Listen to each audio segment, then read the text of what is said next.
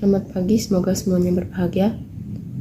Saya Ninyoman Thalia Lolita Arya Saputri, absen 27 dari kelas 12 MIPA 5. Pada kesempatan yang berbahagia ini, saya ingin menyampaikan hasil analisis saya mengenai unsur-unsur intrinsik yang terkandung dalam novel Ronggeng Dukuh Paruk. Keindahan novel sangat ditentukan oleh unsur-unsur intrinsik. Unsur intrinsik ialah unsur-unsur yang terdapat di dalam karya sastra itu sendiri. Adapun unsur-unsur intrinsik yang terkandung dalam novel Ronggeng Dukuh Paruk sebagai berikut. Yang pertama, tema. Tema merupakan pokok pikiran atau dasar sebuah cerita yang memiliki kaitan dengan makna kehidupan.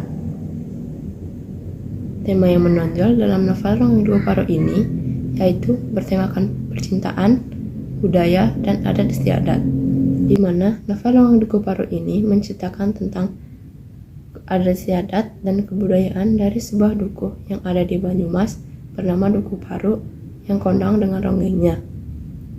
Di dalam novel Ronggeng Dukuh Paruk ini juga diselipkan kisah cinta antara sang ronggeng selintil dengan pemuda bernama Rasus. Yang kedua ada latar. Latar merupakan gambaran yang digunakan untuk menempatkan peristiwa di dalam suatu penceritaan fiksi. Latar dapat dibagi menjadi beberapa bagian, yaitu latar tempat. Latar tempat mengungkapkan di mana lokasi terdirinya sebuah cerita yang ditulis oleh pengarang. Latar tempat yang terdapat dalam novel Ronggeng Dukuh Paruk ini yaitu Dukuh Paruk, di mana Dukuh Paruk ini merupakan desa kecil yang dirundung kemiskinan, kelaparan, dan kebodohan. Selanjutnya ada latar waktu. Latar waktu merupakan penggambaran kapan peristiwa dalam sebuah karya itu berlangsung. Latar waktu yang diangkat pada novel Ronggeng Dukuh Paruk ini adalah tahun 1960-an yang penuh dengan gejolak politik. Yang ketiga, tokoh. Tokoh merupakan para pelaku yang terdapat dalam sebuah cerita. Tokoh utama yang terdapat dalam novel Ronggeng Dukuh Paruk ini adalah Selintil yang merupakan penair ronggeng dan Rasus yang merupakan teman sejak kecil Selintil yang berprofesi sebagai tentara. Yang keempat, alur. Alur merupakan rangkaian peristiwa yang disusun berdasarkan hubungan kausalitas. Alur dapat dibagi menjadi 3, yaitu alur maju, alur mundur, dan alur campuran. Alur maju merupakan peristiwa yang dimulai dari awal cerita ke akhir cerita. Alur mundur merupakan peristiwa yang dimulai dari akhir cerita ke awal cerita. Sedangkan alur campuran merupakan gabungan dari alur maju dengan alur mundur.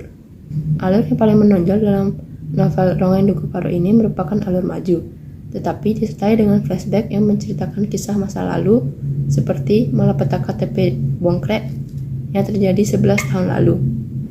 Yang kelima, gaya bahasa. Gaya bahasa digunakan untuk menyampaikan pesan secara imajinatif atau berupa kiasan atau bukan makna sebenarnya. Gaya bahasa yang digunakan dalam novel Ronggeng Dukuh Paruk ini banyak sekali, tapi yang paling menonjol adalah gaya bahasa personifikasi dan hiperbola. Gaya bahasa personifikasi merupakan gaya bahasa yang menggantikan fungsi benda mati menjadi benda hidup layaknya manusia. Gaya bahasa personifikasi yang terdapat dalam novel Ronggeng Dukuh Paruk ini adalah adat Dukuh Paruk mengajarkan. Gaya bahasa hiperbola merupakan gaya bahasa yang mengungkapkan sesuatu dengan kesan berlebihan, bahkan hampir tidak masuk akal. Gaya bahasa hiperbola yang terdapat dalam novel Ronggeng Dukuh Paruk ini adalah ditolaknya bumi dengan hentakan kaki sekuat mungkin.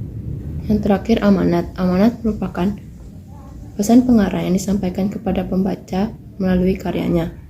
Amanat yang disampaikan pada novel Ronggeng Dukuh Paruk ini adalah janganlah mau menyerahkan keperawanan demi sebuah cita-cita, dan jangan sirik melihat keberhasilan orang. Demikianlah hasil analisis saya. Atas perhatiannya saya ucapkan terima kasih.